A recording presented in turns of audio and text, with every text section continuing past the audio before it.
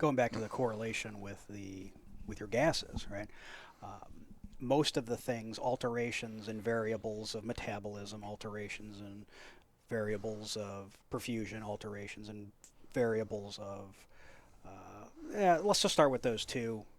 You can go either way with ventilation, but most of the alterations that you see cause the number to go down, right?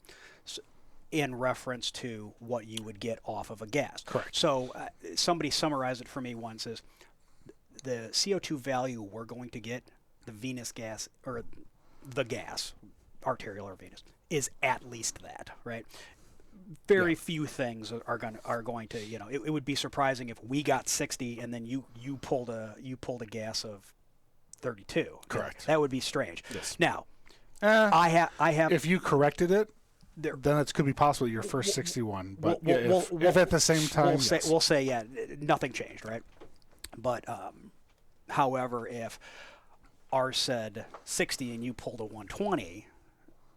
Okay, I believe 100% believe that.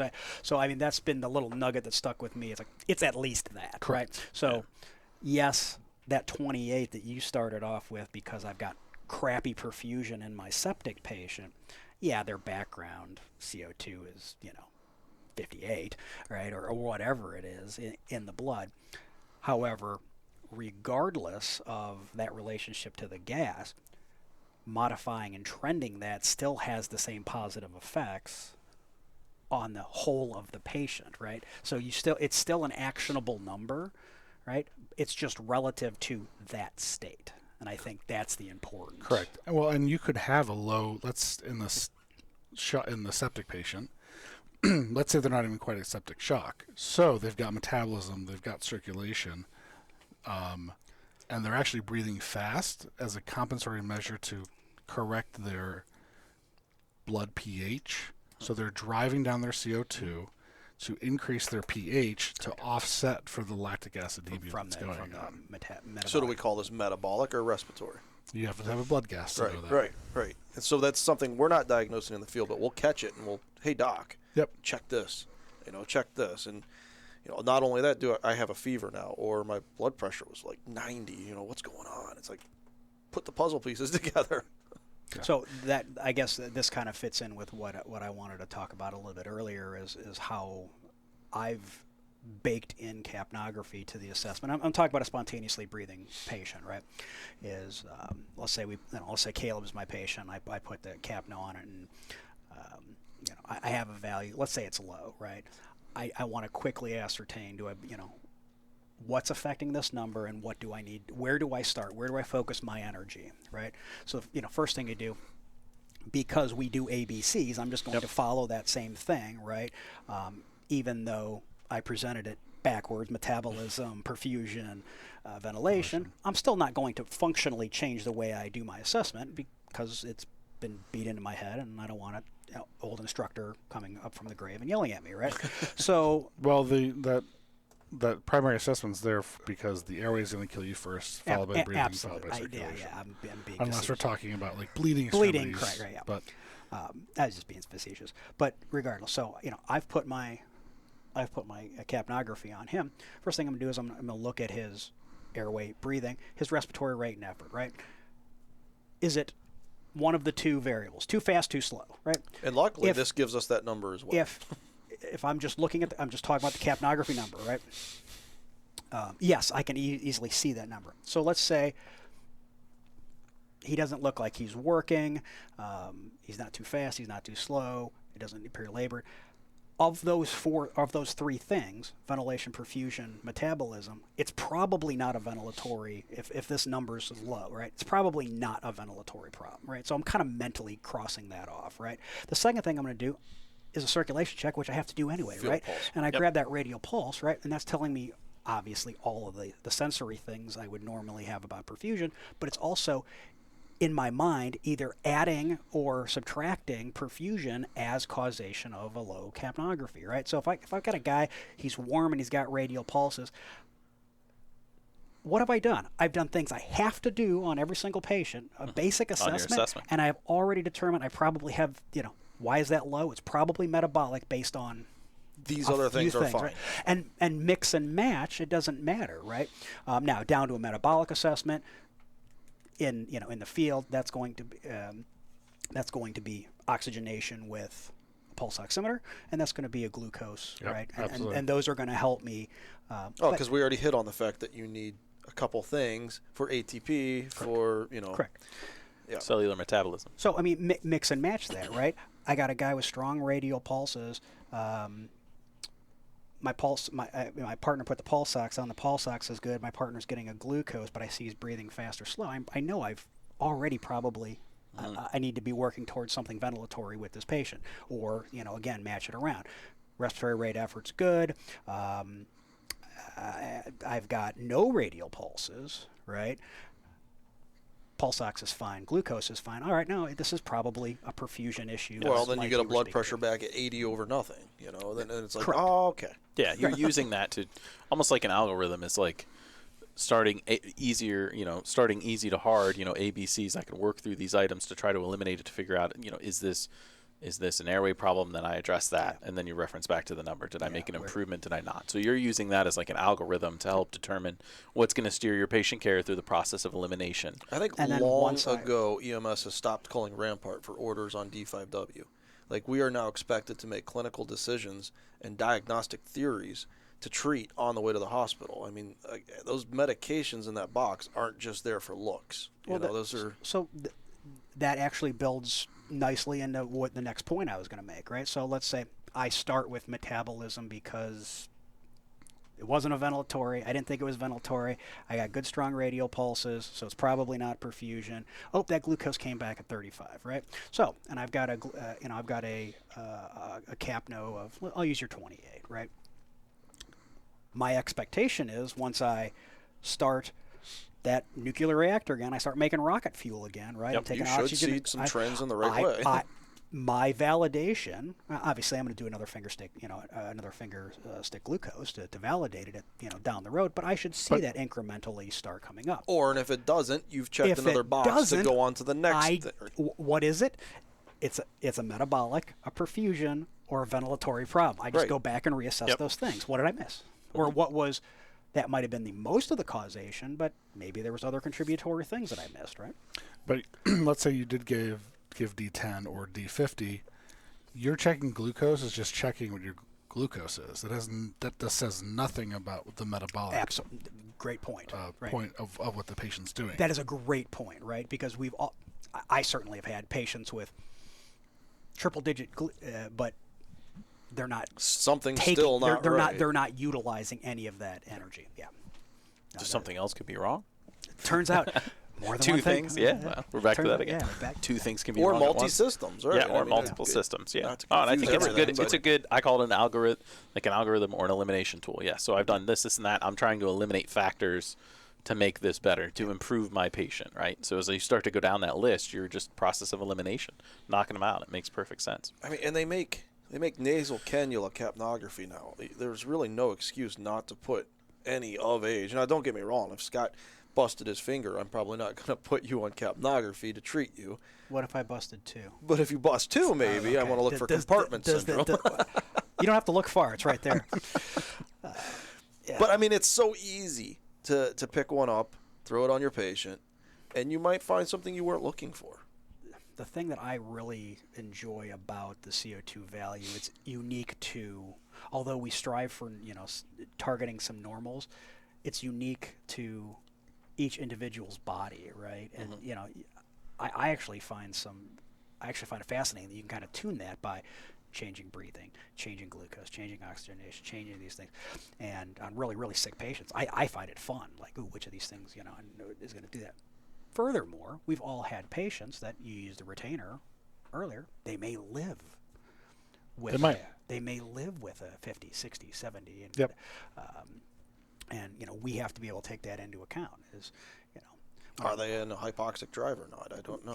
Somebody that's got this really prolonged expiratory phase and a big barrel chest, and I put that on, I shouldn't be like, oh my God, it's 75. Be like, hey, where's this?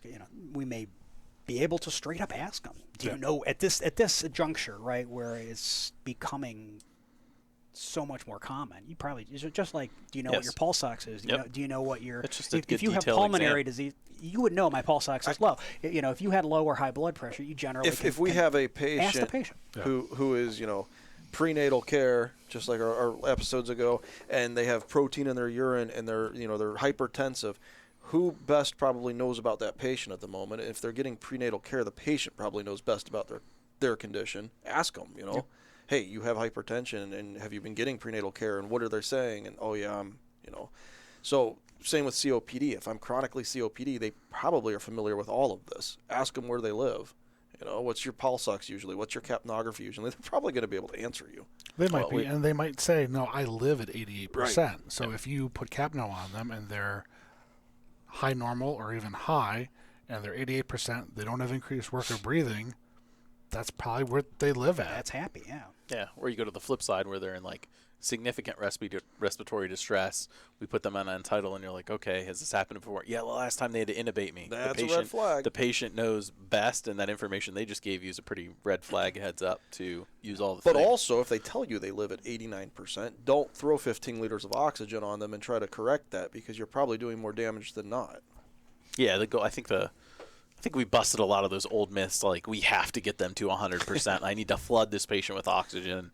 Obviously, with a lot of data and in studies, we've proven that to be wrong for a chest pain patient having a myocardial infarction, and how oxygen can be vasoconstrictive, and we've kind of weaned that out, and especially with the COPD patients that 92 might be their 100, Correct. or you know what I mean, and that might fix them or make them better. Like, you're going to have these patients that are never going to get to 100, and that actually could be harmful to them for long duration. Yep. Well, and you might have a time. patient who's breathing orally, in short puffs and not nasally, and so that's why you've got the catcher on here, but still it might not catch everything, so it's giving you a false reading too. So, I mean, if I was to put a pulse oximeter on your finger right now, I'm probably not going to get accurate readings. Not those two.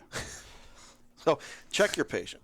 Yeah, Always check your and the patient. mouth breathers. Yeah, you're going to get an apnea alarm. Yeah. If they're breathing out of their mouth, and you're going to be doing Sometimes some stuff, and we then you slide turn those around. down and put them in their mouth. And Yeah. It's like, but we still get something. Yeah. You brought up.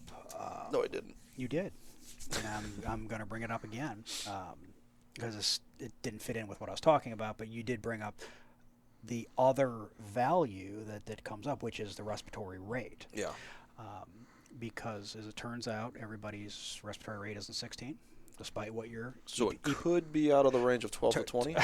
despite What your it's not EPCR 16, says. what It's your 11. ECP Gotta bag 'em. EPCR says. But I have specifically in cases where, and we talked about this on our ventilator management piece, talking about if you had somebody, you were putting somebody on a vent, or you were taking somebody, how do you know that you're bagging them? It's just follow the rate, right?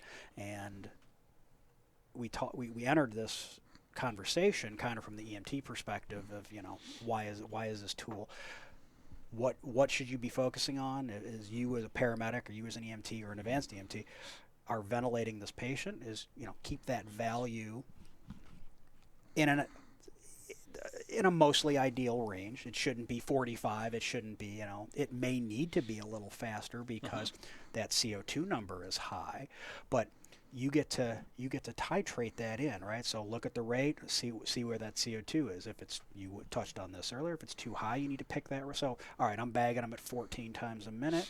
That CO2 is 70, all right? Well, 14 times is not what that patient needs, right? So change variables a little bit. All right, so let's bring this up to 20 and see where that Bag them down, and that's where that number comes. That's why we have that saying, bag them down. But let's say, but here's the thing. That never stops, right? It's a dynamic, it's a continuous thing. All right, so you pick it up to 20, and you see that value comes down and sits there, right? Sits at 30. Let's say it sits at 40 for a minute, and then it starts, 30, 28, Yeah. 25. You're on the right track. Right. Slow down now. Right, yeah. It's dynamic, and you're going to have to change. It's not a set it and forget it kind of thing, right? It's going to be dynamic. That also means if that thing's trending down, I got to go back to those assessment things I just talked about, right? Yes. All right.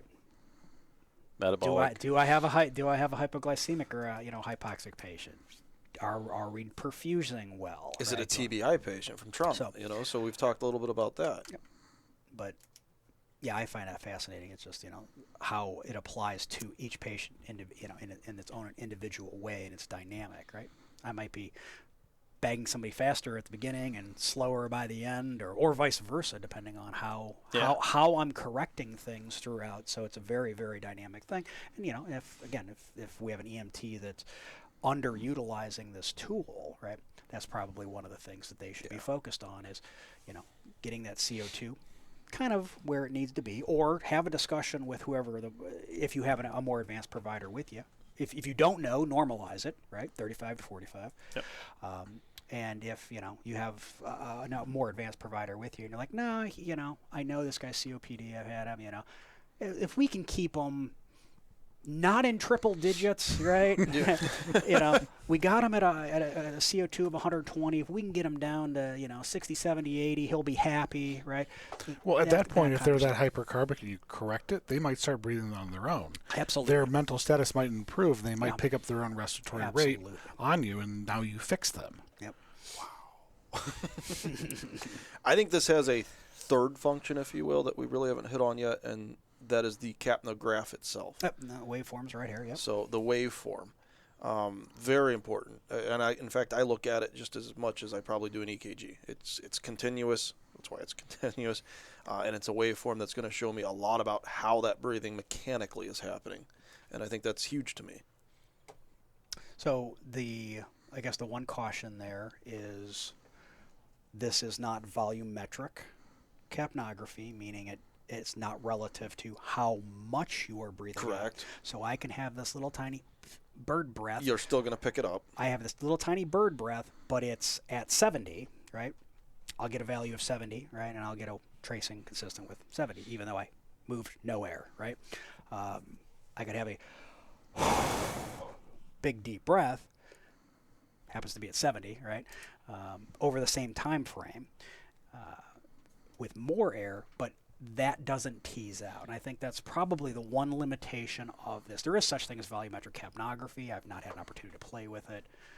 But it's easy enough for me to watch this I'm intrigued. and you're breathing. I am intrigued. Yeah. No, you can absolutely. Yeah, you have to match today what we have. Yeah.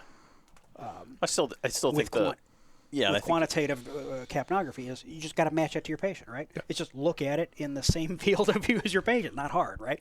Yeah, and I think to your point, Scott, too, it's not that not that we're underplaying the actual waveform that you're going to look at. It's still going to tell you a story, right? So if I'm breathing fast, and as Caleb talked about, the plateau before you, as soon as I go to take that inspiration in, that's when I get my dip and I go back down to the baseline. That top number that we're getting numerically is the end of your exhalation, right? So if I'm my actual waveforms are going to be shorter, smaller together. I'm going to have more of them going across my screen. And if it's working correctly, you're going to start seeing a decrease also in the tallness, if you will, correct. Of hopefully the capnograph. Well, tall. The height of the waveform is reflective of 35 to numerical 45 value of the value, right?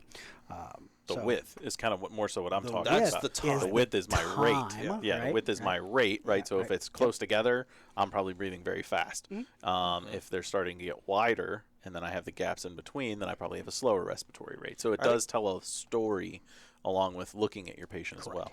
All of these devices, this just has internally a little vacuum pump. That's all it is.